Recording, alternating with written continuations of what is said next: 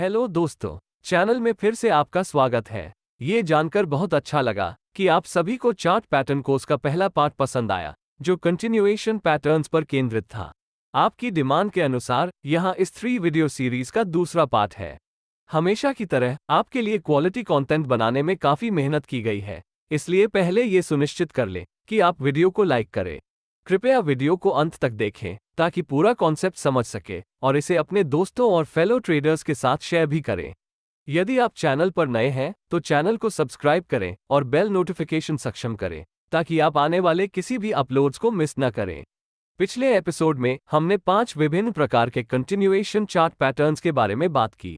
हालांकि इस वीडियो में हम रिवर्सल पैटर्न्स के बारे में बात करेंगे। हम सिर्फ बात नहीं करेंगे, हम एग्जामिन करेंगे कि ये पैटर्न बाजार में क्यों काम करते हैं और आपको इनका ट्रेड क्यों करना चाहिए। हम एंट्री, स्टॉप लॉस और टारगेट क्राइटेरिया के साथ 4 सबसे कॉमन और सबसे लाभदायक रिवर्सल पैटर्न्स पर चर्चा करेंगे। यदि आप नहीं जानते कि रिवर्सल पैटर्न क्या है, तो जैसा कि नाम से पता चलता है, ये पैटर्न संकेत देते हैं कि बाजार में एग्जिस्टिंग ट्रेंड संभवतः रिवर्स हो जाएगी, या सरल शब्दों में वे प्रिडिक्ट करते हैं कि पैटर्न की फॉर्मेशन के बाद बाजार एग्जिस्टिंग ट्रेंड का ऑपोजिट डायरेक्शन में यू टर्न लेगा। इनमें से अधिकांश रिवर्सल पैटर्न्स ट्रेंड्स के बीच कंसोलिडेशंस के रूप में बनते हैं। यह ऐसा है जैसे बाजार हमें बता रहा हो कि वह एक पर्टिकुलर डायरेक्शन में चलते चलते थक गया है और कुछ आराम करने के बाद बिल्कुल ऑपोजिट डायरेक्शन में जाने की सोच रहा है।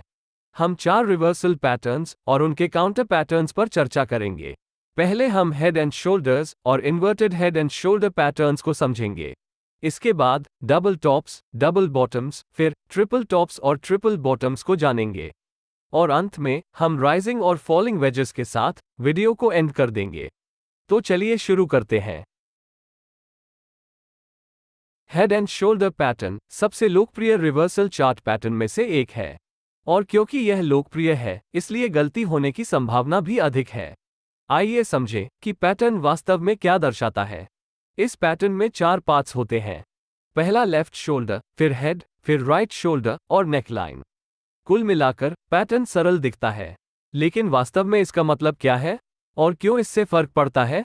आइए इसका अधिक डिटेल में एनालिसिस करें। हम लेफ्ट शोल्डर से शुरुआत करेंगे। मार्केट में इनिशियल ट्रेंड एक अप ट्रेंड है जहां कीमतें ऊपर बढ़ती है। फिर बाजार करेक्शन या पुल बैक करता है। जैसे ही बाजार पुल बैक करता है तो लेफ्ट शोल्डर बनता है। इस पॉइंट पर यह नहीं बता सकता है कि मार्केट रिवर्स हो जाएगा, क्योंकि एक ट्रेंडिंग मार्केट में पुल बैक्स रेगुलरली फॉर्म होता है और यह सिर्फ एक और स्विंग लो हो सकता है जहां से कीमतें ऊपर जा सकती हैं। फिर बाजार पिछले स्विंग हाई से ऊपर ट्रेड करता है, जिससे एक हायर हाई बनता है। हालांकि सेलर्स कंट्रोल ले लेते हैं या ऊपर की ओर प्राइस रैली का ऑपोजिशन करते हैं और कीमत को पहले से बने स्विंग लो की ओर धकेल देते हैं। इस प्राइस एक्शन के परिणामस्वरूप जो स्विंग हाई बनता है वो पैटर्न का हेड होता है। इसके अलावा दोनों स्विंग लोज को जोड़ने वाली लाइन एक सपोर्ट लेवल बनाती है, जिसे नेक लाइन कहा जाता है। यहाँ हायर हाइज और हायर स्विंग लोज से बने अप ट्रेंड स्ट्रक्चर का वायलेशन किया गया है, लेकिन फिर भी हम इसकी गारंटी नहीं दे सकते कि रिवर्सल होगा, क्योंकि प्राइस साइडवेज में भी ट्रेड कर सकती है। नेकलाइन से बायर्स कीमत को ऊपर उठाने का अंतिम प्रयास करते हैं, लेकिन वे प्रीवियस हाई या पैटर्न के हेड को तोड़ने में भी असफल होते हैं और एक बार फिर सेलर्स कंट्रोल लेते हैं और प्राइसेस को नेकलाइन की ओर धकेलते हैं। पिछले हाई की तुलना में ये लोअर हाई बनाता है, जो मार्केट सेंटिमेंट में बेरिशनेस की ओर बदलाव का संकेत देता है। एकमात्र लेवल जो बुल्स के फेवर में है वो नेकलाइन है, जो एक सपोर्ट लेवल है, या दूसरे शब्दों में नेकलाइन बायर्स के लिए लास्ट लाइन ऑफ डिफेंस है। यदि प्राइस इसके नीचे ब्रेक हो जाती है तो बाजार नीचे जा सकता है और यह डाउन ट्रेंड की शुरुआत भी हो सकती है। तो basically head and shoulder pattern एक पॉसिबल ट्रेंड रिवर्सल होने का संकेत देता है, क्योंकि बायर्स कीमत को ऊपर बढ़ाने में विफल रहते हैं। अब सवाल आता है कि क्या सभी head and shoulder pattern trade करने के लायक हैं? दरअसल head and shoulder chart pattern पर ट्रेडिंग करने से पहले कुछ चीजें हैं जिन पर आप सीरियसली कंसिडर करना चाहिए। ये इससे संबंधित हैं कि head and shoulder chart pattern कितना रिलायबल है। सभी हेड एंड शोल्डर पैटर्न समान नहीं बनाए गए हैं, क्योंकि राइट शोल्डर कैसे बनता है यह एक महत्वपूर्ण क्राइटेरिया है जिसके आधार पर आप ये डिसाइड कर सके कि ब्रेकआउट का ट्रेड करना चाहते हैं या नहीं। उदाहरण के लिए, यदि आपके पास हेड एंड शोल्डर का पैटर्न है जिसमें राइट शोल्डर बहुत लंबा है, तो आप ब्रेकआउट खरीदने से बचना चाहेंगे। और ऐसा क्यों है? क्योंकि प्राइस राइट शोल्डर की हाइट से नेकलाइन या सपोर्ट एरिया तक लंबी दूरी तय कर चुकी है। ये रास्ते में अधिक सेलर्स को आकर्षित करती है। इसलिए मार्केट को सेलर्स द्वारा प्रॉफिट बुकिंग लेने की वजह से और सपोर्ट लेवल से खरीदारी करने की इच्छा रखने वाले ट्रेडर्स की ओर से बाइंग प्रेशर का सामना करना पड़ सकता है। इससे स्ट्रॉन्ग बाइंग प्रेशर बनता है, जिससे प्राइसेस में इंक्रीज होती है और पैटर्न फेल हो जाएगा। इसलिए सुनिश्चित करें कि राइट शोल्डर शैलो हो और यह हेड के 50% से नीचे रहे। इसके अलावा दो और चीजें हैं जिन पर आपको ध्यान देना चाहिए जब आप सबसे अच्छा हेड एंड शोल्डर पैटर्न को चुनते हैं। सबसे पहले मार्केट स्ट्रक्चर है और दूसरा है पैटर्न की ड्यूरेशन। इसको डिटेल में समझाऊंगा। ये सच है कि हेड एंड शोल्डर एक रिवर्सल चार्ट पैटर्न है, लेकिन यदि मार्केट बहुत मजबूत अप ट्रेंड में है तो एक सिंपल चार्ट पैटर्न पूरी अपमूव को रिवर्स करने की बहुत कम संभावना है। इसके बजाय मार्केट में अप ट्रेंड जारी रहने की चांसेस अधिक है। हो सकता है कि पैटर्न एक शॉर्ट टर्म रिट्रेसमेंट जनरेट कर सकता है, लेकिन पूरी तरह से रिवर्सल नहीं। इसलिए सुनिश्चित करें कि आप एक बहुत मजबूत ट्रेंडिंग मार्केट्स के खिलाफ दांव न लगाएं, सिर्फ इसलिए कि आपने हेड एंड शोल्डर पैटर्न देखा है। दूसरा फैक्टर पैटर्न की ड्यूरेशन है। आपके द्वारा फॉलो किए जाने वाले टाइम फ्रेम्स के आधार पर हेड एंड शोल्डर पैटर्न बनने में 200 दिन या 20 दिन या 20 मिनट्स लग सकते हैं।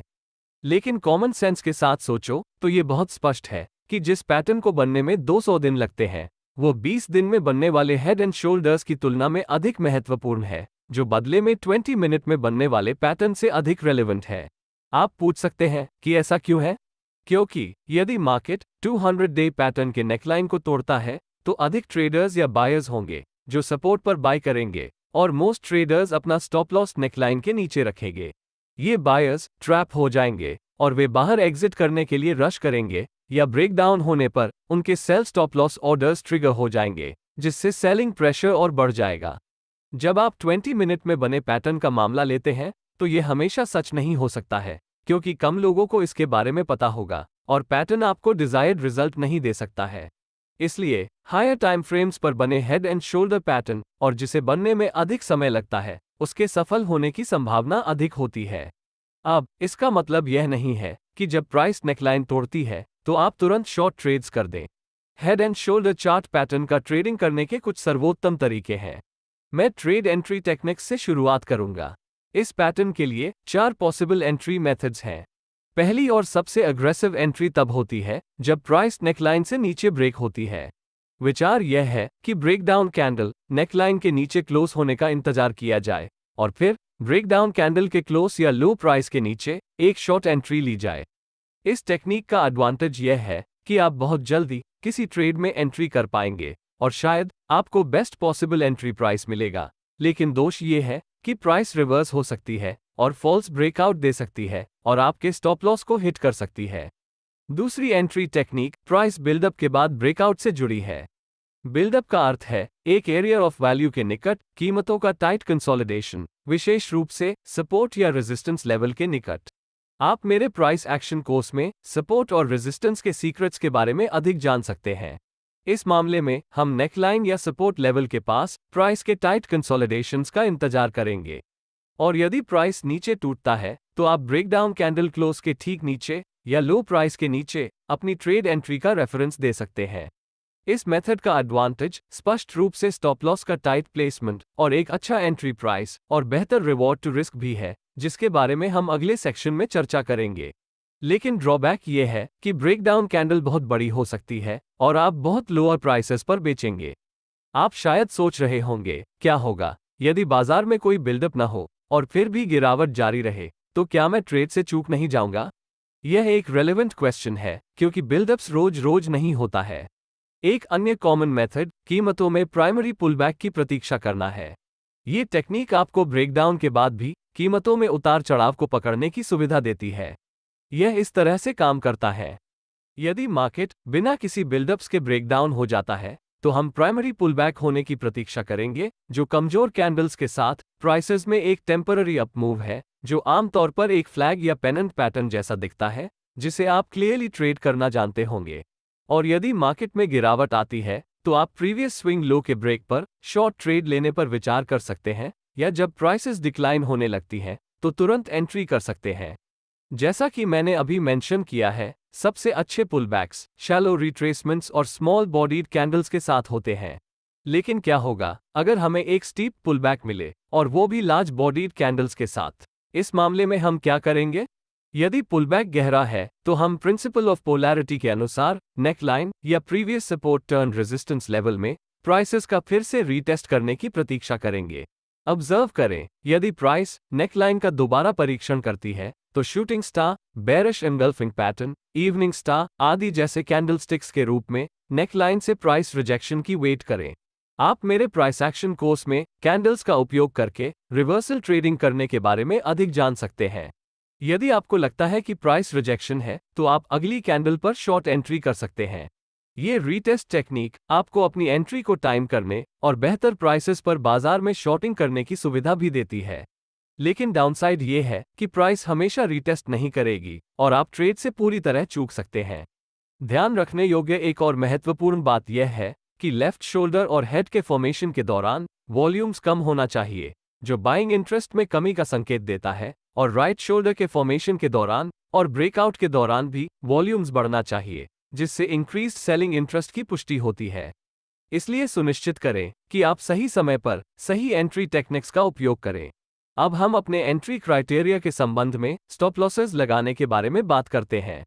जैसा कि मैंने कई बार चर्चा की है, आपका स्टॉप लॉस उस लेवल पर होगा जिसका उल्लंघन होने पर आपका ट्रेडिंग सेटअप इनवैलिड हो जाएगा। चूंकि हम हेड एंड शोल्डर पैटर्न से डील कर रहे हैं, आपका स्टॉप लॉस ऐसे लेवल पर होना चाहिए जो पैटर्न को पूरी तरह से इनवैलिडेट कर दे। सच कहो तो यदि प्राइसेस राइट शोल्डर से ऊपर जाती है तो पैटर्न इनवैलिड हो जाएगा। इसलिए यदि आपकी एंट्री बहुत अग्रेसिव थी जब प्राइसेस नेकलाइन से टूटती थी, तो आपको अपना स्टॉप लॉस पैटर्न के राइट शोल्डर पर या उससे ऊपर सेट करना चाहिए। अब अगर आपने नेकलाइन के पास बिल्डअप्स के बाद शॉर्ट एंट्री ली है तो क्या होगा? इससे आपको अधिक टाइट स्टॉप लॉस लगाने की आज़ादी मिलती है, प्रेफरेबली बिल्डअप कंसोलिडेशन के ठीक ऊपर, जो रिवॉर्ड टू रिस्क रेशियो को बूस्ट देगा।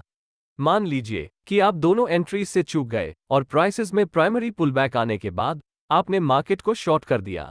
फिर अपना स्टॉप लॉस पुलबैक कैंडल्स के ग्रुप में हाईएस्ट प्राइस के ऊपर या नेकलाइन के ठीक ऊपर सेट करें, यदि पुलबैक नेकलाइन के बहुत करीब बना है। लास्ट मेथड ये है कि यदि आप रीटेस्ट के बाद एंट्री करते हैं, इस सिनेरियो में स्टॉप लॉस को रीटेस्ट कैंडल्स के ग्रुप की सबसे हाईएस्ट विक के ठीक ऊपर रखा जा सकता है, या आप अधिक कंजर्वेटिव हो सकते हैं और स्टॉप लॉस को पैटर्न के राइट शोल्डर के ऊपर रख सकते हैं। अब हम इस पर विचार करेंगे कि मैक्सिमम प्रॉफिट्स के लिए अपने ट्रेड से कैसे बाहर निकलें। खैर, 3 लोकप्रिय टेक्निक्स हैं जिनका आप उपयोग कर सकते हैं। पहला प्राइस प्रोजेक्शन मेथड है, दूसरा है ट्रेलिंग स्टॉप लॉस मेथड, और अंत में इन दोनों तरीकों का कॉम्बिनेशन है। आइए मैं उनमें से प्रत्येक को समझाऊं। प्राइस प्रोजेक्शन एक क्लासिकल चार्टिंग टेक्निक है जो यह निर्धारित करती है कि प्राइस मूव कहां समाप्त हो सकती है। ये प्राइस एग्जॉस्शन पर केंद्रित है। विचार सरल है, प्राइसेस एक पैटर्न की हाईएस्ट विड्थ के बराबर दूरी तय करेगी। इस पैटर्न की सबसे अधिक विड्थ नेकलाइन से हेड तक होती है, तो आपको बस हेड से नेकलाइन तक की विड्थ पहचाननी है। फिर इस दूरी को नेकलाइन से नीचे की ओर प्रोजेक्ट करें। दूसरी मेथड बड़े ट्रेंड्स राइड करने के लिए अपने स्टॉप लॉस को ट्रेल करने की तरह है। यदि आपने पिछले एपिसोड फॉलो किया है तो आप जानते हैं कि बाजारों में मैसिव ट्रेंड्स राइड करने के लिए अपने स्टॉप लॉस को कैसे ट्रेल किया जाए। ऐसा करने का एक तरीका यह है कि आप अपने स्टॉप लॉस को मूविंग एवरेजेस के साथ ट्रेल करें। मूविंग एवरेज का सिलेक्शन उस टाइम फ्रेम पर निर्भर करेगा जिस पर आप ट्रेडिंग कर रहे हैं। शॉर्ट टर्म ट्रेंड्स के लिए 20 मूविंग एवरेज काम करेगी, मीडियम ड्यूरेशन की ट्रेंड्स के लिए 50 मूविंग एवरेज एक अच्छा चॉइस होगा, और लॉन्ग टर्म ट्रेंड्स के लिए 100 या 200 मूविंग एवरेजेस सबसे अच्छा ऑप्शन है। विचार यह है कि जब तक प्राइस ट्रेलिंग स्टॉप लॉस से ऊपर न चली जाए तब तक ट्रेंड पर बने रहें, और जब प्राइस इसके ऊपर चली जाती है तो आप अपनी पोजीशन से बाहर निकल सकते हैं। अंतिम मेथड इन दोनों मेथड्स के कॉम्बिनेशन का उपयोग करती है। आप प्राइस प्रोजेक्शन लेवल पर अपने आधे पोजीशन से बाहर निकलते हैं और ट्रेलिंग स्टॉप लॉस का उपयोग करके बाकी पोजीशंस पर राइड करते हैं। ऐसा करने से आप कुछ अच्छे प्रॉफिट्स जमा कर पाएंगे और बाजार के रिवर्सल्स का शिकार नहीं होंगे। अब मैं कुछ और पॉइंट्स जोड़ना चाहूंगा कि चार्ट्स पर इस पैटर्न का ट्रेड कब और कहां करना है। जब आप इसके बारे में सोचते हैं तो हेड एंड शोल्डर एक रिवर्सल पैटर्न है, लेकिन यह एक बेरिश ब्रेकआउट पैटर्न भी है। उस विचार को ध्यान में रखते हुए आप या तो तब ट्रेड कर सकते हैं जब अप ट्रेंड कमजोर हो रहा हो और आपको हेड एंड शोल्डर पैटर्न मिल जाए जो ट्रेंड में बदलाव की कंफर्मेशन करता है, या आप इस पैटर्न का ट्रेडिंग तब भी कर सकते हैं जब मार्केट डाउन ट्रेंड में हो और यह पैटर्न डाउनवर्ड प्राइस एक्शन में एक टेम्पररी पॉज के रूप में दिखाई देगा। ऐसा करके आप ट्रेंड की डायरेक्शन में ट्रेड कर रहे हैं, न कि प्राइस फ्लो के विरुद्ध। लेकिन सुनिश्चित करें कि आप बहुत स्ट्रॉन्ग अप ट्रेंड के खिलाफ दांव न लगाएं, केवल इसलिए क्योंकि आपको ये पैटर्न दिखाई देता है, तब यह आपके फेवर में काम नहीं करेगा। इनवर्स या inverted head and shoulder pattern एक बुलिश रिवर्सल चार्ट पैटर्न है जो संकेत देता है कि बायर्स कंट्रोल में है। ये बिल्कुल हेड एंड शोल्डर्स के मिरर रिफ्लेक्शन की तरह है, इसलिए मैं इस पैटर्न के स्मॉलर डिटेल्स में नहीं जाऊंगा। ठीक है, आइए जानें कि inverse head and shoulder pattern का वास्तव में क्या मतलब है। इस पैटर्न के भी 4 पार्ट्स हैं। लेफ्ट शोल्डर डाउन ट्रेंड के खिलाफ पुलबैक का परिणाम है। ये या तो प्रॉफिट बुकिंग के कारण या उत्सुक बायर्स के मार्केट में एंट्री करने के कारण है। लेकिन सेलर्स अभी भी कंट्रोल में हैं क्योंकि वे प्राइसेस कम कर रहे हैं। हालांकि बायर्स भी आगे बढ़ रहे हैं, जो प्रीवियस स्विंग हाई लेवल को फिर से टेस्ट करने के लिए स्ट्रॉन्ग पुलबैक होने से पता चलता है, जो पैटर्न का हेड बनता है। इससे हम मान सकते हैं कि सेलर्स कमजोर हो रहे हैं क्योंकि वे प्राइसेस को और कम नहीं कर सके। इसके बजाय बायर्स स्ट्रॉन्ग हो रहे हैं क्योंकि वे कीमत को लगातार बढ़ा रहे हैं, जो रेजिस्टेंस एरिया या प्रीवियस स्विंग हाई का फिर से रीटेस्ट कर रहे हैं, जो पैटर्न की नेकलाइन बनाता है। सेलर्स ने एक आखिरी बार कीमतों को नीचे धकेलने की कोशिश की, लेकिन उन्हें स्ट्रॉन्ग बाइंग प्रेशर का सामना करना पड़ा, जिससे पैटर्न के हेड की तुलना में हायर स्विंग लो का फॉर्मेशन हुआ। ये पैटर्न का राइट शोल्डर बनाता है और यह हमें बताता है कि मार्केट सेंटिमेंट बेरिश से बुलिश में बदल गई है। और यदि प्राइस रेजिस्टेंस लेवल से ऊपर टूटती है तो inverse head and shoulder pattern confirm हो जाता है और मार्केट में बुलिशनेस जारी रह सकती है। जब price inverse head and shoulder से ब्रेकआउट हो जाएगी तो आप खरीदने के बारे में सोच रहे होंगे, कुछ प्रॉफिट प्राप्त करने के लिए। लेकिन यह आसान नहीं है क्योंकि उनमें से सभी रिलायबल नहीं है। जो मायने रखता है वो है मार्केट स्ट्रक्चर की ताकत और इन्वर्स हेड एंड शोल्डर के फॉर्मेशन की ड्यूरेशन। इसलिए यदि मार्केट की ट्रेंड स्ट्रांगली बेरिश है तो ये पैटर्न बनने पर भी रिवर्सल्स की संभावना कम है। ये सिर्फ ट्रेंड कंटिन्यूएशन होने से पहले एक छोटा सा पॉज हो सकता है। दूसरी बात यह है कि इन्वर्टेड हेड एंड शोल्डर्स का पैटर्न बनने में जितना अधिक समय लगेगा, यह उतना ही अधिक महत्वपूर्ण होगा। इसका मतलब ये भी है कि inverse head and shoulder pattern की ड्यूरेशन जितनी कम होगी, इसके विफल होने की संभावना उतनी ही अधिक होगी, खासकर जब आप इसे ट्रेंड के विरुद्ध ट्रेड कर रहे हों। यह भी ध्यान रखें कि राइट शोल्डर कैसे बनता है। यह इस बात के लिए एक महत्वपूर्ण क्राइटेरिया है कि आप ब्रेकआउट का व्यापार करना चाहते हैं या नहीं। मान लीजिए कि आपके पास एक inverted head and shoulder pattern है जिसमें लंबा राइट शोल्डर है, तो आप ब्रेकआउट खरीदने से बचना चाहते हैं। यह महत्वपूर्ण क्यों है? क्योंकि प्राइस राइट शोल्डर के लो लेवल से रेजिस्टेंस एरिया तक लंबी दूरी तय कर चुकी है। ये रास्ते में अधिक बायर्स को आकर्षित करती है। इसलिए मार्केट को बायर्स द्वारा प्रॉफिट बुकिंग के कारण और उन ट्रेडर्स जो रेजिस्टेंस पर बेचना चाहते हैं, इससे सेलिंग प्रेशर का सामना करना पड़ सकता है। इससे स्ट्रॉन्ग सेलिंग प्रेशर बनता है जिससे प्राइसेस में गिरावट आती है। तो एक रूल जिसका आप पालन कर सकते हैं वो ये है कि राइट शोल्डर पैटर्न के हेड के 50% से ऊपर होना चाहिए। अब बात करते हैं कि आप inverse head and shoulder pattern का ट्रेड कब करते हैं। भले ही यह एक रिवर्सल पैटर्न है, यह आइडिया प्रोमिनेंट है कि इन्वर्स हेड एंड शोल्डर एक बुलिश ब्रेकआउट पैटर्न है। इसलिए जब मार्केट में अप ट्रेंड हो तो इस पैटर्न पर ट्रेड करना समझदारी है। और जब आप अप ट्रेंड में inverse head and shoulder pattern का ट्रेड करते हैं तो आपने अपना जीतने की संभावना बढ़ा दी है, क्योंकि अब आप ट्रेंड के साथ ट्रेडिंग कर रहे हैं, न कि इसके खिलाफ। ट्रेडिंग करने का एक और अवसर तब होता है जब आप इस पैटर्न को डाउन ट्रेंड के अंत में देखते हैं और inverse head and shoulder pattern इस बात की पुष्टि करता है कि मौजूदा डाउन ट्रेंड कमजोर हो रहा है और ऐसी संभावना है कि मार्केट रिवर्स हो सकता है और ऊपर जा सकता है। लेकिन सुनिश्चित करें कि आप इस पैटर्न को बहुत स्ट्रॉन्ग डाउन ट्रेंड्स में ट्रेड न करें, क्योंकि ऐसे मामलों में ट्रेंड में बदलाव की संभावना बहुत कम होती है। अब ये सीखने के लिए आगे बढ़ें कि जब आपको पैटर्न दिखे तो इस पैटर्न पर ट्रेड कैसे करें। हम पहले एंट्री क्राइटेरिया पर चर्चा करेंगे। सबसे अग्रेसिव एंट्री तब होती है जब प्राइस नेकलाइन या रेजिस्टेंस के ऊपर ब्रेक हो जाती है।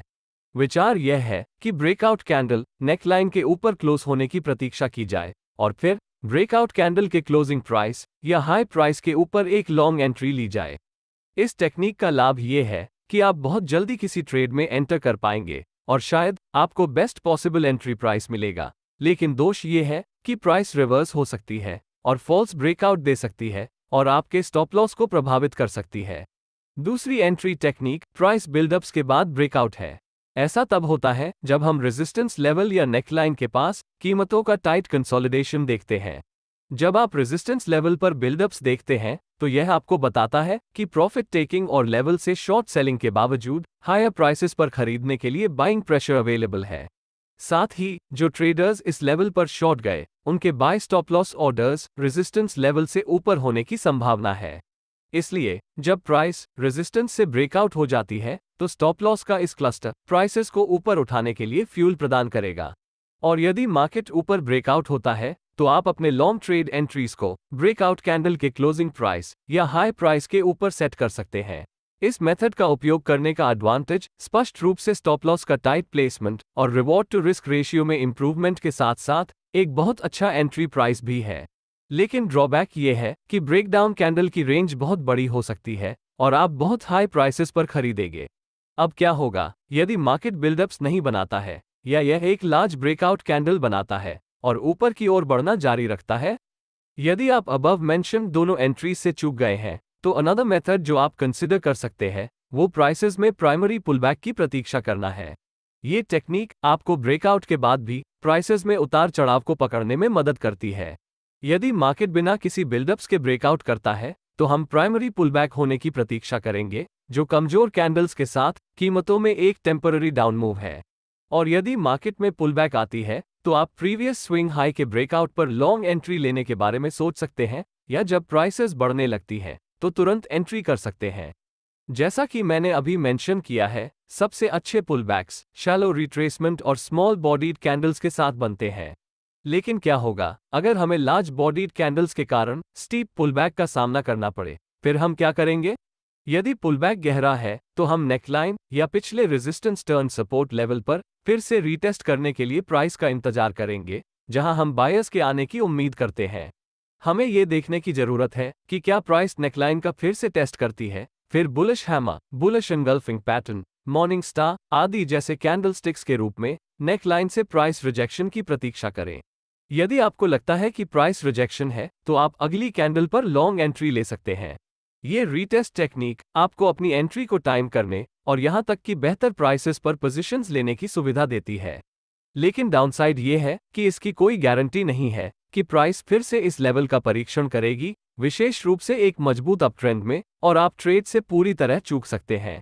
ध्यान रखने योग्य एक और महत्वपूर्ण बात यह है कि लेफ्ट शोल्डर और हेड के फॉर्मेशन के दौरान वॉल्यूम्स कम होना चाहिए, जो सेलिंग इंटरेस्ट में कमी का संकेत देता है, और राइट शोल्डर के फॉर्मेशन के दौरान और ब्रेकआउट के दौरान भी वॉल्यूम्स बढ़ना चाहिए, जो बाइंग प्रेशर में इंक्रीज का कंफर्मेशन करता है। इसलिए सुनिश्चित करें कि आप सही समय पर सही एंट्री टेक्निक्स का उपयोग करें। अब हम अपने एंट्री क्राइटेरिया के संबंध में स्टॉप लॉस लगाने के बारे में बात करते हैं। जब कीमत पैटर्न के राइट शोल्डर के नीचे क्लोज हो जाती है तो inverted head and shoulder pattern involve हो जाता है, और यही वह जगह है जहां आपको अपना स्टॉप लॉस लगाना चाहिए। इसलिए यदि आपकी एंट्री बहुत अग्रेसिव थी और जब प्राइसेस नेकलाइन से बाहर ब्रेक हो जाती है तो आपको अपना स्टॉप लॉस पैटर्न के राइट शोल्डर पर या उसके नीचे सेट करना चाहिए। अब अगर आपने नेकलाइन के पास बिल्डअप्स के बाद लॉन्ग एंट्री ली तो क्या होगा? फिर आपके पास अधिक टाइट स्टॉप लॉस लगाने की सुविधा है, प्रेफरेबली बिल्डअप्स के ठीक नीचे, जो बदले में रिवॉर्ड टू रिस्क रेशियो को इंप्रूव करेगा। मान लीजिए कि आप इन दोनों एंट्रीज से चूक गए और कीमतों में प्राइमरी पुलबैक आने के बाद आपने मार्केट में एक पोजीशन दर्ज की। फिर अपने स्टॉप लॉस को पुलबैक कैंडल्स के ग्रुप में सबसे लोएस्ट प्राइस के नीचे या नेकलाइन के ठीक नीचे सेट करें, यदि पुलबैक नेकलाइन के बहुत करीब बना है। अंतिम मेथड ये है कि यदि आप रीटेस्ट के बाद एंट्री कर रहे हैं, इस सिनेरियो में स्टॉप लॉस को रीटेस्ट कैंडल्स के ग्रुप की सबसे हाईएस्ट विक के ठीक नीचे रखा जा सकता है, या आप अधिक कंजर्वेटिव हो सकते हैं और लॉन्ग विक्स से बचने के लिए स्टॉप लॉस को पैटर्न के राइट शोल्डर के नीचे रख सकते हैं। अब हम देखेंगे कि मैक्सिमम प्रॉफिट्स के लिए अपने ट्रेड से कैसे बाहर निकलें। जैसा कि पहले बताया गया है, 3 लोकप्रिय टेक्निक्स हैं जिनका आप उपयोग कर सकते हैं। पहला प्राइस प्रोजेक्शन मेथड है, दूसरा है ट्रेलिंग स्टॉप लॉस मेथड और लास्ट इन दोनों तरीकों का कॉम्बिनेशन है। प्राइस प्रोजेक्शन यह निर्धारित करने में मदद करता है कि प्राइस मूव संभवतः कहां एग्जॉस्ट हो सकता है। यह ऐसे काम करता है, आप बस हेड और नेकलाइन के बीच की डिस्टेंस को मेजर करें, फिर इस दूरी को ब्रेकआउट पॉइंट या नेकलाइन से ऊपर की ओर प्रोजेक्ट करें। इस प्रोजेक्टेड प्राइस पॉइंट वो है जहां आप ट्रेड से बाहर निकलते हैं। प्राइस प्रोजेक्शन टेक्निक ये तय करने में मदद करती है कि किसी ट्रेड में एंट्री करने के लिए बहुत देर हो चुकी है या नहीं। यदि प्राइस अपने प्राइस प्रोजेक्शन तक पहुंचने के करीब है, तो संभवतः इस मूव में ज्यादा बेनिफिट नहीं बचा है और आप ट्रेड को छोड़ना चाह सकते हैं। प्राइस प्रोजेक्शन टेक्निक के विपरीत ट्रेलिंग स्टॉप लॉस मेथड एक निश्चित टारगेट प्रॉफिट का उपयोग नहीं करती है। इसके बजाय जैसे जैसे कीमत आपके फेवर में बढ़ती है, आप अपने स्टॉप लॉस को ट्रेल करते हैं ताकि आप पूरे ट्रेंड राइड कर सकें। पहला कदम ये तय करना है कि आप किस प्रकार की ट्रेंड को पकड़ना चाहते हैं, चाहे वो शॉर्ट, मीडियम या लॉन्ग टर्म ट्रेंड हो। आप स्टॉप लॉस को अप्रोप्रिएट मूविंग एवरेजेस जैसे शॉर्ट टर्म के लिए 20 पीरियड, मीडियम टर्म के लिए 50 पीरियड और लॉन्ग टर्म के लिए 200 पीरियड मूविंग एवरेज के साथ ट्रेल कर सकते हैं। हम अपने ट्रेड से तभी बाहर निकलेंगे जब प्राइस मूविंग एवरेज से नीचे क्लोज होगी। अंतिम मेथड इन दोनों मेथड्स के कॉम्बिनेशन का उपयोग करती है। आप प्राइस प्रोजेक्शन लेवल पर अपने आधे पोजीशन से बाहर निकलते हैं और ट्रेलिंग स्टॉप लॉस का उपयोग करके बाकी पर राइड करते हैं। ऐसा करने से आप कुछ अच्छे प्रॉफिट्स जमा कर पाएंगे और बाजार के रिवर्सल्स का शिकार नहीं होंगे। यह उन कॉमन चार्ट पैटर्न्स में से एक है जिनका आपको सामना करना पड़ेगा। यह एक अच्छी बात है क्योंकि आपको अच्छी संख्या में ट्रेड्स मिलेंगे, लेकिन यह एक बुरी बात भी है क्योंकि कौन सा ट्रेड चुनना है यह एक बड़ी कंसर्न होगी। इसलिए हम बेसिक बातों पर चर्चा करेंगे कि डबल टॉप चार्ट पैटर्न क्या है, ये कैसे काम करता है और आपको इसका ट्रेड कैसे करना चाहिए। डबल टॉप एक बेरिश रिवर्सल चार्ट पैटर्न है और इसमें 3 पार्ट्स होते हैं। पहला पीक या पहला प्राइस रिजेक्शन और दूसरा पीक या दूसरा प्राइस रिजेक्शन और एक स्विंग लो है जो नेकलाइन या सपोर्ट एरिया बनाता है। अब डबल टॉप चार्ट पैटर्न का वास्तव में क्या मतलब है? पहला पीक बाजार द्वारा पुलबैक करने के नतीजा बनता है। इस पॉइंट पर आप निश्चित रूप से नहीं कह सकते कि क्या यह रिवर्सल होगा, क्योंकि ट्रेंडिंग मार्केट्स में पुलबैक्स होना बहुत कॉमन बात है। इसके बाद दूसरा पीक आता है जहां प्राइसेस उसी एरिया से रिजेक्ट हो जाती हैं, जो फिर से दर्शाता है कि बायर्स हायर प्राइसेस पर खरीदने के लिए बहुत उत्सुक नहीं है।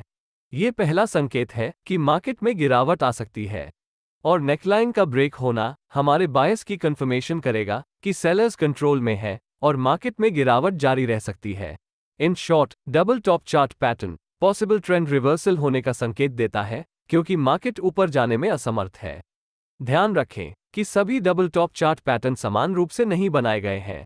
उदाहरण के लिए, यदि आप एक डबल टॉप देखते हैं जब मार्केट एक मजबूत अप ट्रेंड में होता है, तो संभावना है कि मार्केट ऊपर की ओर बढ़ता रहेगा। और आखिरी चीज जो आप करना चाहते हैं वो शॉर्ट ट्रेड करना है या ट्रेंड के अगेंस्ट ट्रेड करना है, सिर्फ इसलिए कि आपने एक डबल टॉप पैटर्न देखा है।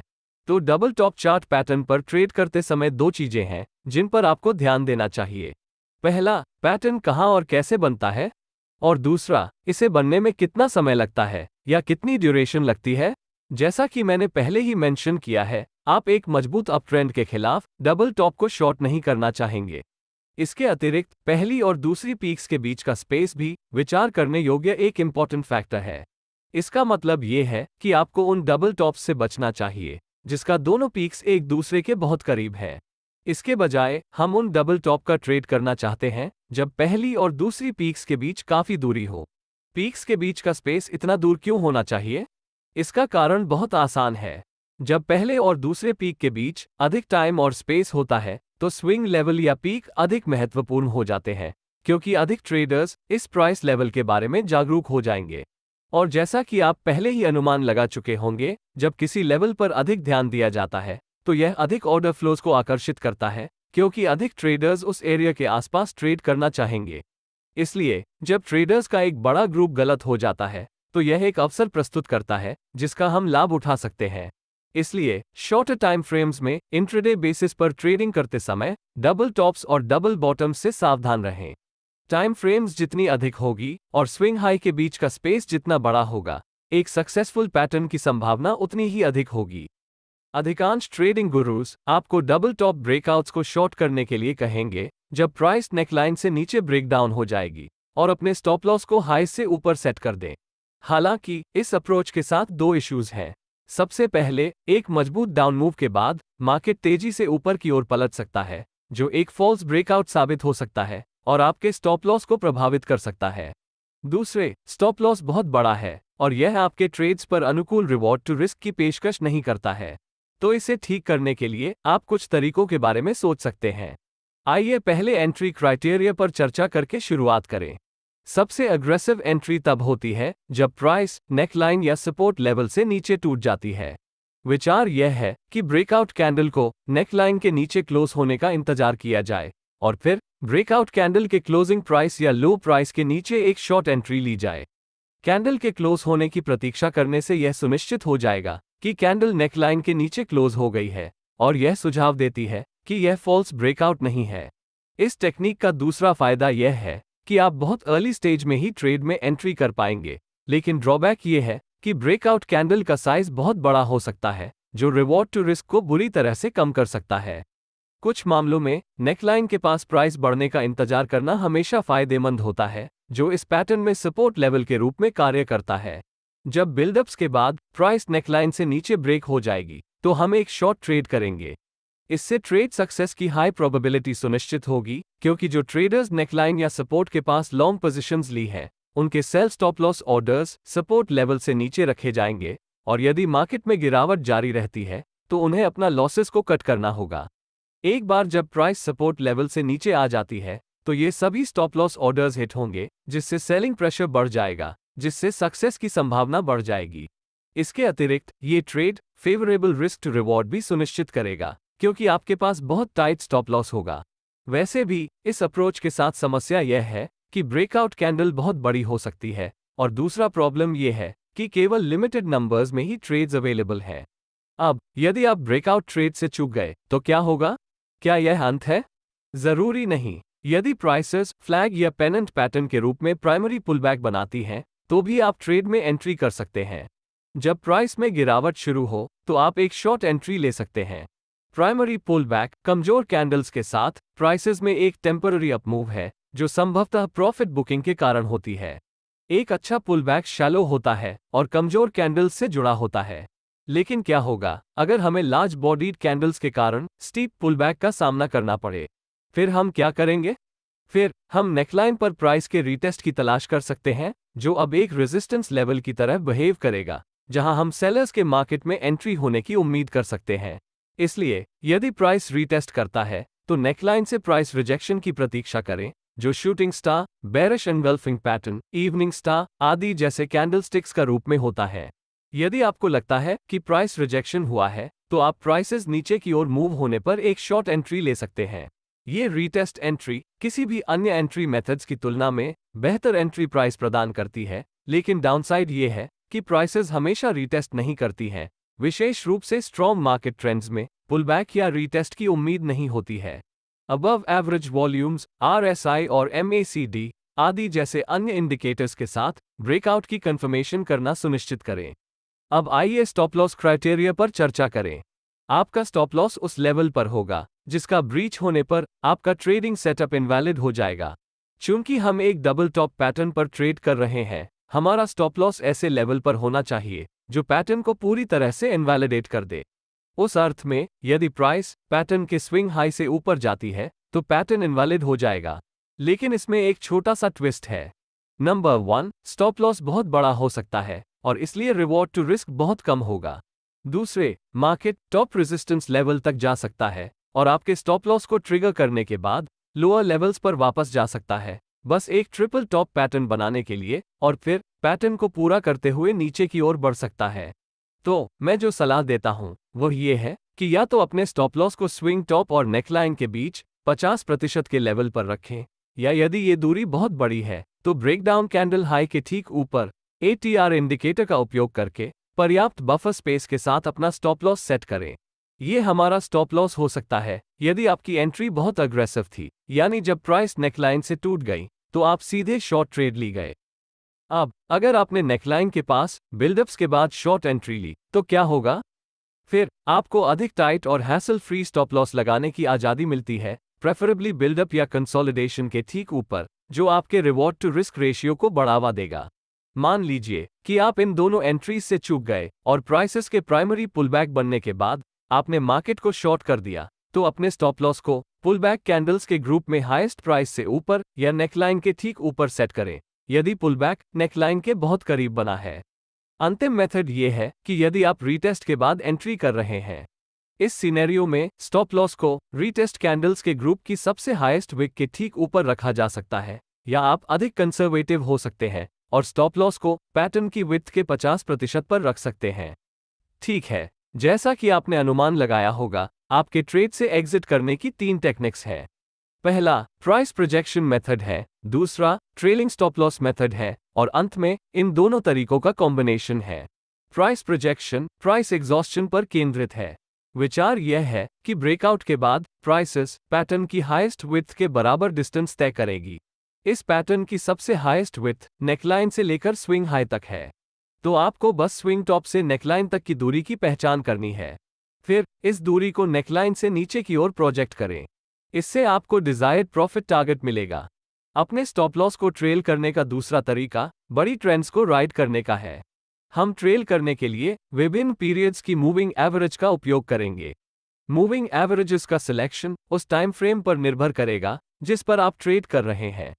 शॉर्ट टर्म ट्रेंड्स को पकड़ने के लिए 20 मूविंग एवरेज का उपयोग करें, मीडियम पीरियड के ट्रेंड्स के लिए 50 मूविंग एवरेज का उपयोग करें, और लॉन्ग टर्म ट्रेंड्स के लिए 100 या 200 मूविंग एवरेजेस का उपयोग करें। हम ट्रेड से तभी बाहर निकलेंगे जब प्राइस ट्रेलिंग स्टॉप लॉस से ऊपर क्लोज हो जाएगी। अंतिम मेथड इन दोनों मेथड्स के कॉम्बिनेशन का उपयोग करती है। आप प्राइस प्रोजेक्शन लेवल पर अपने आधे पोजीशन से बाहर निकलते हैं और ट्रेलिंग स्टॉप लॉस का उपयोग करके बाकी पर राइड करते हैं। ऐसा करने से आप कुछ अच्छे प्रॉफिट्स जमा कर पाएंगे और बाजार के रिवर्सल्स का शिकार नहीं होंगे। एक और महत्वपूर्ण जानकारी है जिसे मैं शेयर करना चाहता हूं, जो हाई लेवल ऑफ एक्यूरेसी और विन रेट के साथ डबल टॉप खोजने और ट्रेड करने से संबंधित है, जिसमें मल्टीपल टाइम फ्रेम एनालिसिस का उपयोग शामिल है। ये कॉन्सेप्ट बहुत सरल है। पहला स्टेप आपकी ट्रेडिंग स्टाइल के आधार पर हायर टाइम फ्रेम पर एक डाउन ट्रेंड मार्केट या डाउन ट्रेंड प्राइस एक्शन की पहचान करना है। आप टाइम फ्रेम सिलेक्शन पर वीडियो देख सकते हैं, मैं डिस्क्रिप्शन सेक्शन में वीडियो लिंक डालूंगा। अब हायर टाइम फ्रेम पर प्राइस के रेजिस्टेंस एरिया तक पहुंचने की प्रतीक्षा करें। यदि आपको ऐसा कोई सेटअप मिलता है तो अपनी लोअर टाइम फ्रेम्स पर जाएं। फिर लोअर टाइम फ्रेम पर डबल टॉप पैटर्न देखें। यह एक बहुत ही सरल लेकिन इफेक्टिव टेक्निक है जो आपको अपनी एंट्रीज को डबल टॉप पैटर्न के एब्सोल्यूट हाइस पर टाइम करने की अनुमति देती है, जो बेस्ट पॉसिबल प्राइस लेवल है जिसे आप प्राप्त कर सकते हैं, और यह पैटर्न ट्रेड करने का एक बहुत ही प्रोफेशनल तरीका भी है। कृपया ध्यान रखें कि यदि आप इसका उपयोग करने में कंफर्टेबल नहीं हैं, तो बेहतर होगा कि आप इसे इग्नोर कर दें। जरूरी नहीं कि आपको सभी ऑप्शंस कंसिडर करना होगा, बस एक या दो मेथड्स चुनें जो आपके लिए अच्छा काम करें।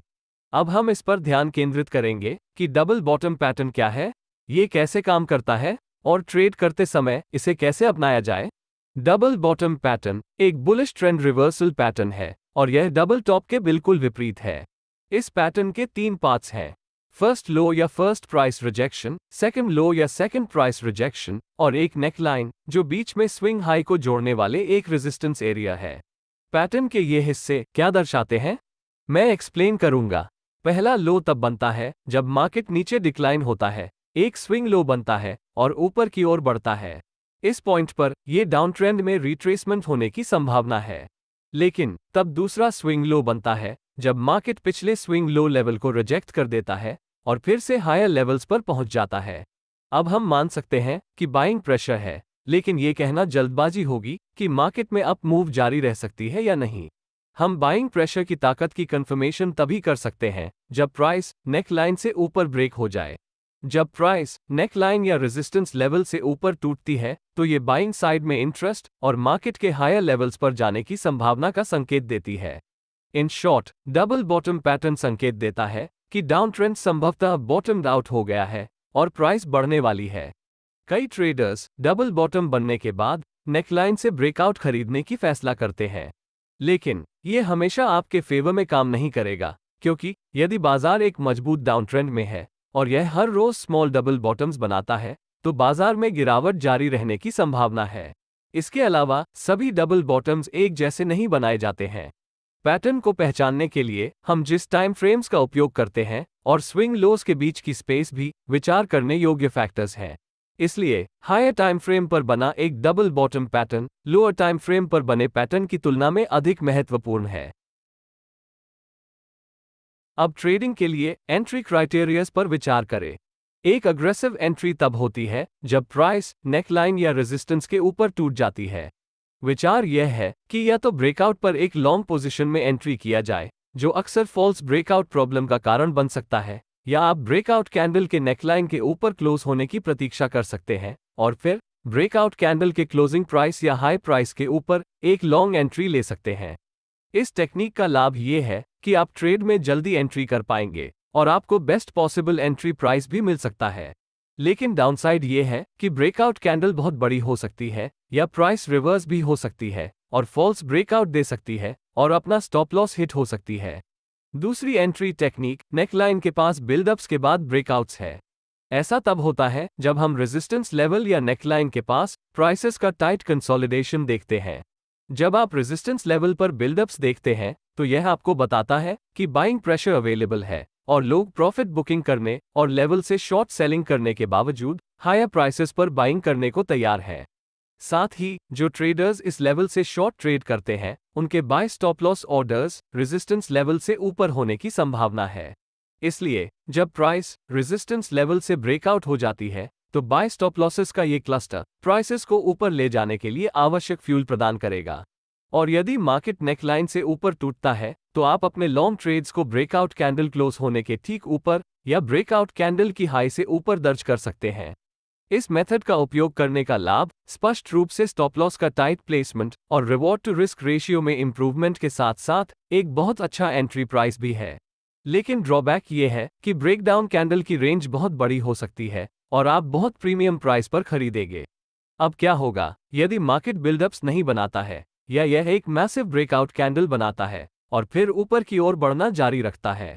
यदि आप अबव मेंशन दोनों एंट्रीज से चूक गए हैं, तो दूसरी मेथड प्राइसेस में प्राइमरी पुलबैक की तलाश करना है।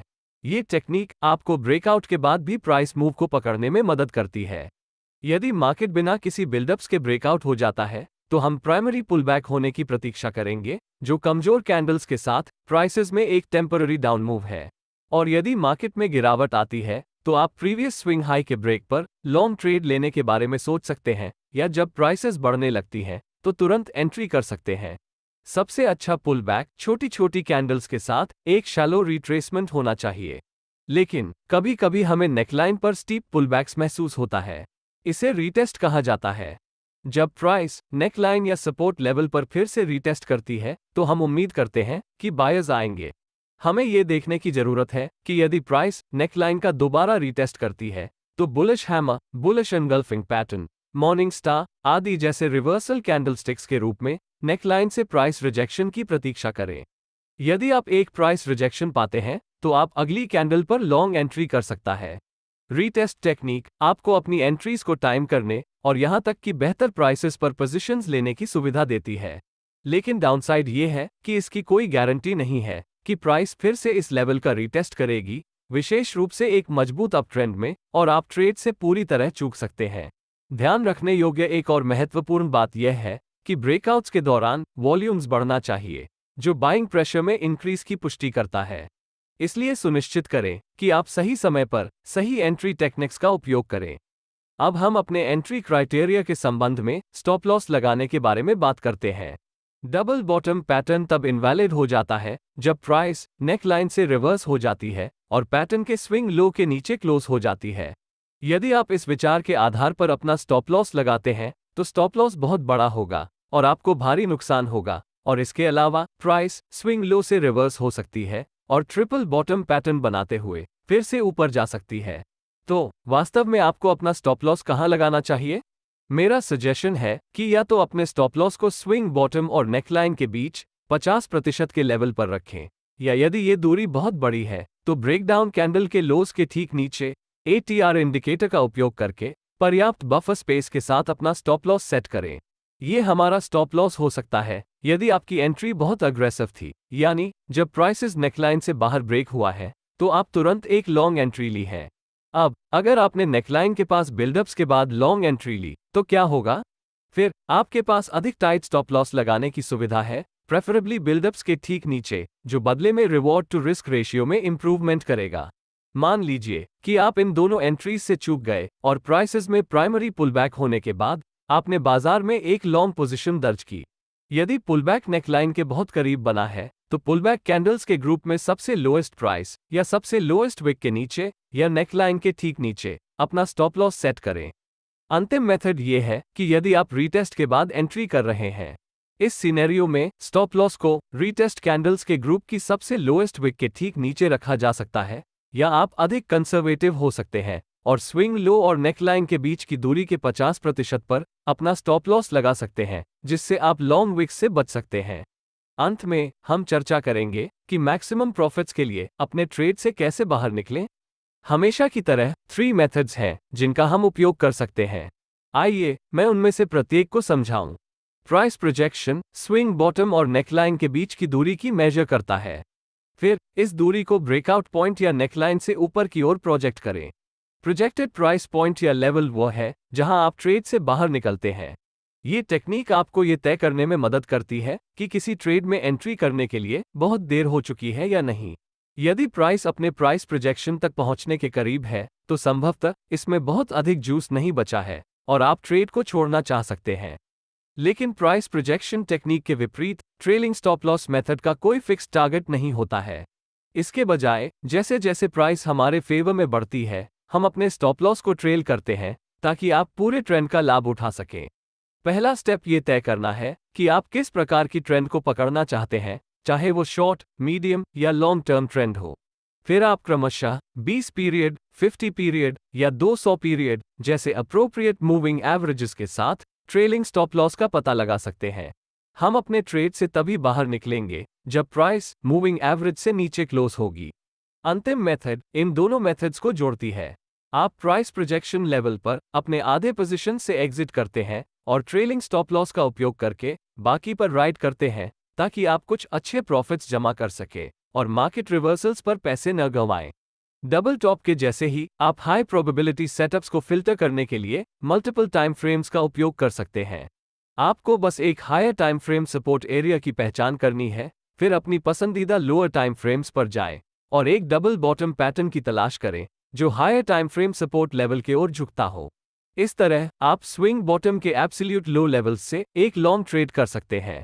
ध्यान रखें कि यह एक अधिक प्रोफेशनल एंट्री टेक्निक है, इसलिए यदि आप इसे पूरी तरह से कंफर्टेबल नहीं हैं, तो इसका उपयोग न करें।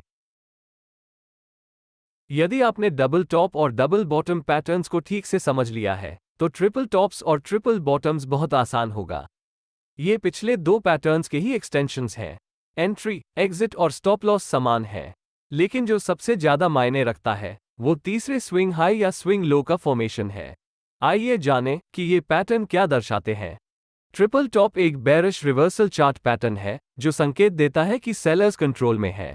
ये पैटर्न बायर्स के कंट्रोल को दर्शाते हैं क्योंकि प्राइसेस स्विंग हाई फॉर्म होता है, उसके बाद पुल बैक होता है। लेकिन सेलिंग प्रेशर का पहला संकेत तब दिखाई देता है जब प्राइस प्रायर हाई से ब्रेकआउट होने में विफल रहती है। बाजार में फिर से पुल बैक आती है और एक कंसोलिडेशन बनता है। ये डबल टॉप जैसा दिखता है, लेकिन इस बार नेकलाइन से नीचे टूटने के बजाय मार्केट एक बार फिर ऊपर चढ़ने का प्रयास करता है और फिर से विफल हो जाता है। तो वहां 3 स्पाइक्स दिखाई दे रहे हैं या हाइज ब्रेक होने के 3 फेल्ड अटेम्प्ट्स दिखाई दे रहे हैं। ये ट्रिपल टॉप जैसा दिखता है और इसकी कंफर्मेशन तभी होती है जब प्राइस कंसोलिडेशन के लोस से नीचे या नेकलाइन सपोर्ट से नीचे ब्रेक होती है।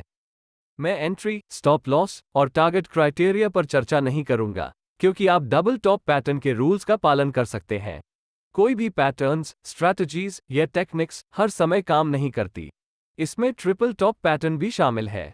लेकिन अच्छी खबर यह है कि पैटर्न विफल होने से पहले यह आमतौर पर कुछ क्लूज छोड़ देता है। उदाहरण के लिए, यदि हाई टाइम फ्रेम का ट्रेंड अभी भी अप ट्रेंड है, तो लोअर टाइम फ्रेम्स पर बना ट्रिपल टॉप पैटर्न विफल होने की सबसे अधिक संभावना है। ट्रिपल बॉटम एक बुलिश रिवर्सल चार्ट पैटर्न है और ट्रिपल टॉप पैटर्न के बिल्कुल विपरीत है, जो संकेत देता है कि बायस डोमिनेंट है।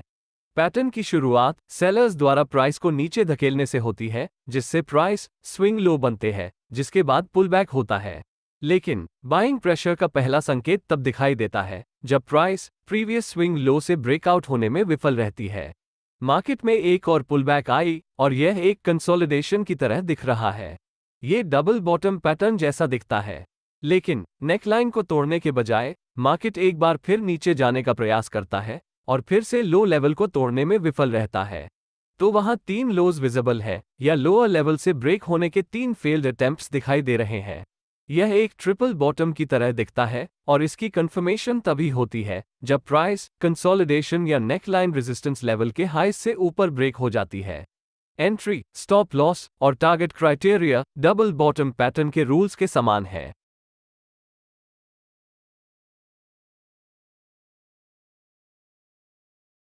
राइजिंग वेज एक लोकप्रिय बेयरिश पैटर्न है। ये पैटर्न बॉटम से शुरू होता है और फिर जैसे जैसे प्राइसेस ऊपर की ओर बढ़ती हैं, पैटर्न कॉन्ट्रैक्ट हो जाती है और पैटर्न की टॉप की ओर ट्रेडिंग रेंज छोटी होती जाती है। ये पैटर्न तब बनता है जब प्राइस अपवर्ड स्लोपिंग सपोर्ट और रेजिस्टेंस लेवल्स के बीच कंसोलिडेट होती है, जहां सपोर्ट लाइन का स्लोप रेजिस्टेंस स्लोप की तुलना में बहुत अधिक स्टीप होता है। इसका इम्प्लीकेशन यह है कि हायर हाइस की तुलना में हायर लोज बहुत तेजी से बनते हैं, जिससे वेज जैसा फॉर्मेशन होता है। इसका मतलब ये भी है कि सेलिंग एक्टिविटी अधिक जोर पकड़ रही है और बाइंग कमजोर हो रही है। ट्रेडिंग रेंज का बाएं से दाएं प्राइस कॉन्ट्रैक्शन भी मौजूदा ट्रेडिंग एक्टिविटी के कमजोर होने का संकेत देता है। लेकिन राइजिंग वेज सटीक रूप से पहचानने और ट्रेड करने के लिए सबसे कठिन चार्ट पैटर्न्स में से एक हो सकता है। हालांकि यह अधिकांश अन्य पैटर्न्स की तरह एक कंसोलिडेशन फॉर्मेशन है, लेकिन ईच सक्सेसिव स्विंग हाई पर अपसाइड मोमेंटम का लॉस होने से ये पैटर्न को बेरिश बायस देता है। हालांकि सीरीज ऑफ हायर हाइज और हायर लोज ट्रेडर्स को यह अनुमान लगाती रहती है कि ट्रेंड अभी भी बुलिश है। यहीं पर कंट्रैक्टिंग रेंज हमें सबसे ज्यादा मदद करती है। इसके अलावा इसे एक राइजिंग वेज के रूप में पहचानने के लिए प्राइस को अपवर्ड स्लोपिंग रेजिस्टेंस और सपोर्ट लाइंस का कम से कम 2 बार टेस्ट करना चाहिए। अब चौंकाने वाला फैक्ट ये है कि राइजिंग वेज पैटर्न रिवर्सल या कंटिन्यूएशन पैटर्न दोनों हो सकता है। ये प्राइस चार्ट पर उसकी पोजीशन पर निर्भर करता है। लेकिन अधिक महत्वपूर्ण जानकारी यह है कि इस पैटर्न रिवर्सल या कंटिन्यूएशन होने के बावजूद राइजिंग वेजेस बेरिश नेचर के हैं। हम इसी पर ध्यान केंद्रित करेंगे। एडेड एडवांटेज यह है कि हम इस पैटर्न को अप ट्रेंड के अंत में या डाउन ट्रेंड के दौरान शॉर्ट टर्म प्रॉफिट बुकिंग के कारण कंसोलिडेशंस के रूप में देख सकते हैं। लेकिन पैटर्न की बेरिश कंफर्मेशन तब तक नहीं होती जब तक कि upward sloping support line convincing तरीके से नहीं ब्रेक हो जाती। आइडियली हम उम्मीद करते हैं कि प्राइसेस बढ़ने और वेज पैटर्न बनने के कारण वॉल्यूम्स में गिरावट आएगी और सपोर्ट लाइन ब्रेक होने पर वॉल्यूम्स में एक्सपेंशन या राइज होगी, जिसे बेरिश कंफर्मेशन के रूप में लिया जा सकता है। आप मोमेंटम में बदलाव का पता लगाने के लिए RSI या MACD जैसे मोमेंटम इंडिकेटर्स का भी उपयोग कर सकते हैं। वैसे भी जब प्राइस सपोर्ट लाइन को तोड़ती है तो निश्चित रूप से हमारा बायस हमेशा ब्रेकडाउन पर सेल करने की ओर होता है। प्राइसेस में कंसोलिडेशन के साथ ट्रेडर्स को पता है कि एक बड़ी गिरावट आने वाली है, इसलिए वे ऊपर या नीचे ब्रेकआउट की उम्मीद करेंगे। जब अप ट्रेंड के बाद राइजिंग वेज बनता है तो इसे बेरिश रिवर्सल पैटर्न कहा जाता है। लेकिन अगर यह डाउन ट्रेंड के दौरान बनता है तो इसका मतलब डाउन ट्रेंड की कंटिन्यूएशन हो सकता है। अब हमने सीख लिया है कि राइजिंग वेज की पहचान कैसे करें, तो हम इस बात पर चर्चा कर सकते हैं कि पैटर्न का ट्रेड कैसे करें। इसलिए मैं एंट्री के तरीकों, स्टॉप लॉस कहां लगाना है और टारगेट कैसे निर्धारित करना है, इस पर चर्चा करूंगा। एंट्री क्राइटेरिया से शुरू करते हैं। चूंकि यह एक बेरिश पैटर्न है, हम केवल upward sloping support trend line के नीचे ब्रेकआउट होने में इंटरेस्ट रखते हैं। इस लेवल के ब्रेकआउट के बाद आप एक शॉर्ट एंट्री ले सकते हैं, यानी आप उस समय एंट्री कर सकते हैं जब प्राइस सपोर्ट ट्रेंड लाइन से नीचे ब्रेक हो जाती है, या आप लो प्राइस से नीचे बेचने पर विचार कर सकते हैं, या ब्रेकआउट कैंडल के क्लोज होने के बाद उसके क्लोजिंग प्राइस से नीचे पर भी सेल कर सकते हैं। दूसरी मेथड पुलबैक की प्रतीक्षा करना या ब्रेकआउट लेवल पर प्राइस रीटेस्ट होना है, और फिर जब प्राइस डिक्रीज हो जाती है या जब प्राइस ब्रेकआउट कैंडल के नीचे चली जाती है तो एक शॉर्ट एंट्री लें। अब आप शायद सोच रहे होंगे कि कौन सा एंट्री बेहतर है। खैर, कोई बेस्ट अप्रोच नहीं है। यदि आप लोस के ब्रेक होने पर एंट्री करते हैं तो यह एक फॉल्स ब्रेकआउट हो सकता है, लेकिन यदि यह रियल ब्रेकआउट है तो यह आपको मिलने वाली बेस्ट पॉसिबल प्राइस है। ऑल्टरनेटिवली, यदि आप लो लेवल से नीचे प्राइस क्लोज होने की प्रतीक्षा करते हैं तो आप फॉल्स ब्रेकआउट की संभावना कम कर देंगे। लेकिन यदि ब्रेकआउट मजबूत है तो आप बहुत लोअर प्राइसेस पर एंट्री करते हैं। पुलबैक या रीटेस्ट की प्रतीक्षा करने का भी यही मामला है, जो अक्सर तब नहीं होता है जब मार्केट में स्ट्रॉन्ग ट्रेंड चल रहा हो और वास्तव में आप ट्रेड से पूरी तरह चूक जाएंगे। इसलिए यह आप पर निर्भर है कि आप अपनी एंट्री स्ट्रैटेजी तय करें और लार्ज नंबर ऑफ ट्रेड्स पर इसका प्रैक्टिस करना जारी रखें। वॉल्यूम्स और अन्य इंडिकेटर्स का उपयोग करके ब्रेकआउट की वैलिडिटी की कंफर्मेशन करने की हमेशा अनुशंसा की जाती है। एवरेज से अधिक वॉल्यूम्स अधिकांश समय ब्रेकआउट को वैलिडेट कर सकता है, क्योंकि यह मार्केट पार्टिसिपेंट्स की इंटरेस्ट को दर्शाता है, और कम वॉल्यूम वाले ब्रेकआउट्स फेल होने की सबसे अधिक संभावना है। MACD और RSI जैसे मोमेंटम इंडिकेटर्स का उपयोग करने से आपको रियल ब्रेकआउट्स की पहचान करने में भी मदद मिल सकती है। आइए अब हम स्टॉप लॉस निर्धारित करने के क्राइटेरिया पर ध्यान केंद्रित करें। राइजिंग वेज पैटर्न पर ट्रेड करते समय अपना स्टॉप लॉस कैसे सेट करें? आप अपने स्टॉप लॉस को सपोर्ट और रेजिस्टेंस, स्विंग हाई या लो इत्यादि जैसे ऑब्वियस लेवल्स पर सेट नहीं करना चाहते हैं। और ऐसा क्यों है? क्योंकि आपको आसानी से स्टॉप लॉस हंट हो जाता है। यह आपके लिए उतना ही ऑब्वियस है जितना दूसरों के लिए, जिसमें स्मार्ट मनी भी शामिल है। आप उचित स्टॉप लॉस सेटअप कैसे प्राप्त करते हैं? यह आसान है। जैसा कि मैंने बार बार मेंशन किया है, आपका स्टॉप लॉस उस लेवल पर होना चाहिए जिसे पार करने पर आपका ट्रेडिंग सेटअप इनवैलिड हो जाए। हम यहां राइजिंग वेज पर ट्रेडिंग कर रहे हैं, और जब price top trend line resistance के ऊपर ब्रेक और क्लोज होती है तो पैटर्न इनवैलिड होता है। इसलिए आपको अपना स्टॉप लॉस इस रेजिस्टेंस लेवल से ऊपर रखना होगा। अभी भी लंबी विक्स की संभावना है जो आपके स्टॉप लॉस को ट्रिगर कर सकती है और फिर डिजायर्ड डायरेक्शन में नीचे जा सकती है। इसलिए एक्स्ट्रा सेफ्टी रहने के लिए आपको ATR इंडिकेटर का उपयोग करके अपने स्टॉप्स को मार्केट स्ट्रक्चर से कुछ दूरी पर सेट करके अपने ट्रेड्स को अधिक सांस लेने की जगह देनी होगी। अपने स्टॉप लॉस लेवल को सबसे रीसेंट स्विंग हाई लेवल से 180R अबव सेट करें।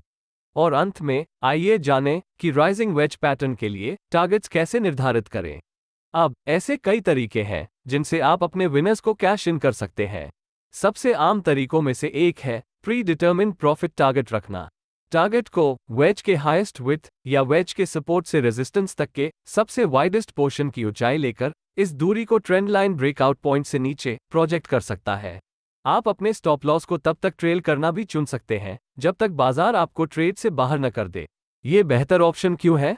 इस बारे में सोचें। राइजिंग वेज पैटर्न आमतौर पर डाउन ट्रेंडिंग मार्केट में या अप ट्रेंड के अंत में दिखाई देता है। ऐसी कंडीशंस में ट्रेंड के जारी रहने की बहुत अधिक संभावना है, और इसको राइड करने का एकमात्र तरीका अपने स्टॉप लॉस को ट्रेल करना है। अब अपने स्टॉप लॉस को बेस्ट पॉसिबल मैनर से ट्रेल करने के लिए आप मूविंग एवरेजेस या चैनल स्टॉप्स का उपयोग कर सकते हैं, और केवल तभी ट्रेड से बाहर निकल सकते हैं जब मार्केट इसके ऊपर क्लोज होता है। इसके अलावा यदि आप प्रोजेक्शन मेथड और ट्रेलिंग स्टॉप लॉस मेथड दोनों के कॉम्बिनेशन का उपयोग करते हैं तो ये बहुत बेहतर है, क्योंकि आप प्रोजेक्शन मेथड का उपयोग करके प्राइस मूव को गेज कर सके ताकि अपने प्रॉफिट्स का एक हिस्सा वहां लॉक इन कर सके और फिर बाकी की पोजीशंस ट्रेलिंग स्टॉप लॉस का उपयोग करके राइड कर सकें, जिससे आपके साइकोलॉजी पर कोई प्रभाव नहीं पड़ता है और रिवर्सल के कारण होने वाले किसी भी नुकसान से बचा जा सकता है।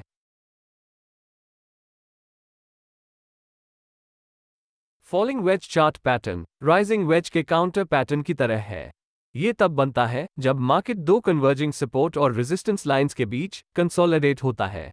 फॉलिंग वेज के लिए सपोर्ट और रेजिस्टेंस लाइंस को नीचे की डायरेक्शन में पॉइंट करना होगा या उन्हें नीचे की ओर स्लोप होना चाहिए, और रेजिस्टेंस लाइन सपोर्ट लाइन से अधिक स्टीप होनी चाहिए। ये पैटर्न टॉप से शुरू होता है और जैसे जैसे प्राइसेस कम होती जाती हैं, पैटर्न कॉन्ट्रैक्ट हो जाता है। इस प्रकार की प्राइस एक्शन एक कोन जैसी शेप बनाती है जो स्विंग हाई और स्विंग लो के कन्वर्जेंस के रूप में नीचे की ओर स्लोप होती है। जैसे जैसे प्राइस में गिरावट जारी रहेगी, यह मोमेंटम खो देगी और यह संकेत देता है कि बायर्स कंट्रोल में आना शुरू कर रहे हैं और प्राइस डिक्लाइन की रेट को स्लो कर रहे हैं। सिमेट्रिकल ट्रायंगल्स जैसे पैटर्न्स के विपरीत, जिसमें कोई निश्चित स्लोप या बायस नहीं होता है, फॉलिंग वेजेस को नीचे की ओर स्लोप करना चाहिए और हमारे पास बुलिश बायस है। राइजिंग वेजेस की तरह फॉलिंग वेज भी ट्रेड करने में चैलेंजिंग पैटर्न्स में से एक है। फॉलिंग वेज पैटर्न को बुलिश कंटिन्यूएशन और बुलिश रिवर्सल पैटर्न दोनों के रूप में देखा जाता है, जो पैटर्न की पहचान में कुछ कंफ्यूजन पैदा करता है। दोनों सिनारियोज में अलग अलग मार्केट कंडीशंस शामिल हैं जिन्हें ध्यान में रखा जाना चाहिए। जब फॉलिंग वेज दिखाई देती है, तब कंटिन्यूएशन और रिवर्सल पैटर्न को अलग करने वाला डिफरेंशिएटिंग फैक्टर ट्रेंड की डायरेक्शन है। यदि फॉलिंग वेज एक अप ट्रेंड में दिखाई देता है, तो यह एक कंटिन्यूएशन पैटर्न है, और यदि यह डाउन ट्रेंड में दिखाई देता है, तो यह एक रिवर्सल पैटर्न है। हालांकि इस बुलिश बायस को तब तक महसूस नहीं किया जा सकता जब तक downward sloping resistance breakout convincing रूप से न हो जाए। कन्विंसिंग से मेरा मतलब है कि जैसे जैसे पैटर्न बाएं से दाएं बढ़ता है, वॉल्यूम्स में डिक्लाइन आनी चाहिए, या बस वॉल्यूम्स को कंट्रैक्टिंग प्राइसेस के साथ कॉन्ट्रैक्ट करना चाहिए, जो एग्जिस्टिंग प्राइस ट्रेंड को कमजोर दिखाता है, और रेजिस्टेंस लाइन के ऊपर ब्रेकआउट एवरेज से अधिक वॉल्यूम्स के साथ होना चाहिए, जो मार्केट पार्टिसिपेंट्स के बीच इंटरेस्ट में इंक्रीज का संकेत देता है। आप पैटर्न की रिलायबिलिटी कंफर्म करने के लिए RSI, MACD आदि जैसे मोमेंटम इंडिकेटर्स का भी उपयोग कर सकते हैं। अब हम एंट्री क्राइटेरिया के बारे में बात करेंगे।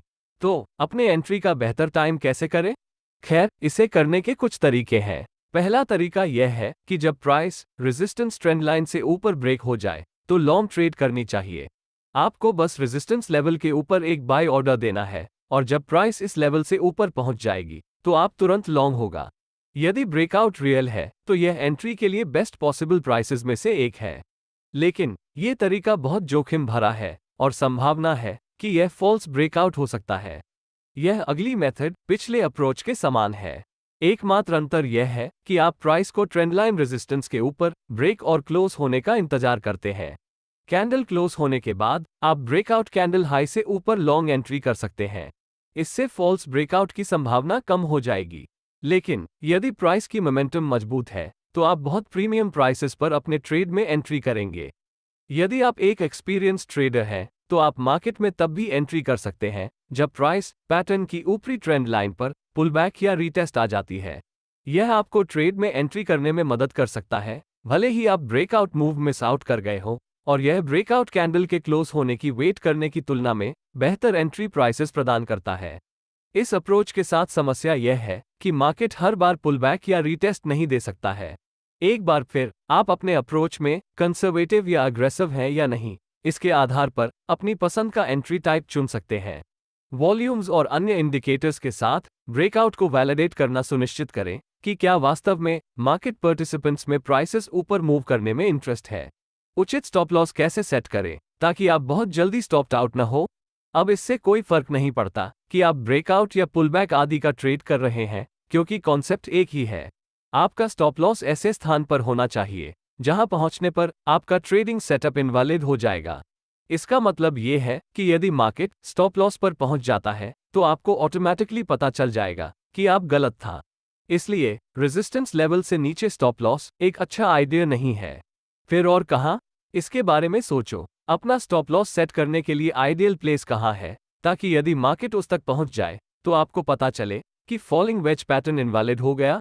चूंकि पैटर्न हायर स्विंग लोज बनाता है, और यदि प्राइस सबसे रीसेंट स्विंग लो से नीचे जाती है या downward sloping trend line support से नीचे टूटती है, तो हम श्योर हो सकते हैं कि हमारा एनालिसिस गलत था। तो ये बिल्कुल वही जगह है जहां आपको अपना स्टॉप लॉस रखना चाहिए, यानी रीसेंट स्विंग लो या सपोर्ट लेवल के ठीक नीचे। आप रीसेंट स्विंग लो या सपोर्ट के नीचे 180R बफर जोड़कर प्राइसेस को कुछ ब्रीदिंग स्पेस दे सकते हैं। मुझे आशा है कि यह क्लियर है। अब अपने विनर्स को कैसे कैश इन करें? सबसे आम तरीकों में से एक है प्री डिटर्मिन्ड प्रॉफिट टारगेट रखना। टारगेट को वेज के टॉप की विड्थ या सपोर्ट से रेजिस्टेंस तक वेज के सबसे वाइडेस्ट पोर्शन की विड्थ लेना, और फिर इस दूरी को ट्रेंडलाइन ब्रेकआउट पॉइंट से ऊपर की ओर प्रोजेक्ट की जा सकता है। आप अपने स्टॉप लॉस को ट्रेल करने का निर्णय भी ले सकते हैं। ट्रेलिंग स्टॉप लॉस ये सुनिश्चित करने में मदद करता है कि आप पूरी ट्रेंड पर राइड कर सके। अब अपने स्टॉप लॉस को बेस्ट पॉसिबल मैनर से ट्रेल करने के लिए आप मूविंग एवरेज या चैंडलियर स्टॉप्स का उपयोग कर सकते हैं और केवल तभी ट्रेड से बाहर निकल सकते हैं जब मार्केट इसके नीचे क्लोज हो जाता है। यदि आप मूविंग एवरेज का उपयोग कर रहे हैं तो 20, 50 या 200 पीरियड के एवरेजेस का उपयोग करें, जो इस बात पर निर्भर करता है कि आपके पास शॉर्ट टर्म, मीडियम टर्म या लॉन्ग टर्म ट्रेड ऑब्जेक्टिव है। इसके अलावा यदि आप इन दोनों तरीकों के कॉम्बो का उपयोग करते हैं तो ये बहुत बेहतर है, ताकि आप प्रोजेक्शन मेथड का उपयोग करके पहले से ही प्राइस मूव की पोटेंशियल को गेज कर सकें, ताकि अपने प्रॉफिट्स का एक हिस्सा वहां लॉक इन कर सकें और फिर बाकी पोजीशंस पर ट्रेलिंग स्टॉप लॉस का उपयोग करके राइड कर सकें, जिससे आपके साइकोलॉजी पर असर न पड़े और रिवर्सल के कारण होने वाले किसी भी नुकसान से बचा जा सके। अब यह एक ही वीडियो में सभी मेजर रिवर्सल पैटर्न्स हैं। मुझे आशा है कि यह वीडियो आपको प्रत्येक पैटर्न के पीछे के लॉजिक को समझने में मदद करेगा। अगर वीडियो उपयोगी लगा हो तो कृपया इस वीडियो को लाइक जरूर करें। मुझे इस वीडियो पर कम से कम 1000 लाइक्स चाहिए, तभी मैं इस सीरीज का तीसरा पार्ट पोस्ट करूंगा, क्योंकि इन्हें अंडरस्टैंडेबल बनने में बहुत समय और मेहनत लगती है। तो इसे अपने दोस्तों और फेलो ट्रेडर्स के साथ शेयर करें। चार्ट पर इन पैटर्न्स को पहचानने के लिए सीखना और प्रैक्टिस करना सुनिश्चित करें और कई चार्ट्स पर उनका बैकटेस्ट करें, ये देखने के लिए कि कौन सा पैटर्न्स आपके लिए काम करता है। सभी नए वीडियो अपडेट्स पाने के लिए चैनल को सब्सक्राइब करना सुनिश्चित करें और बेल आइकॉन को अनेबल करें। मैं आप लोगों से अगले वीडियो में मिलूंगा।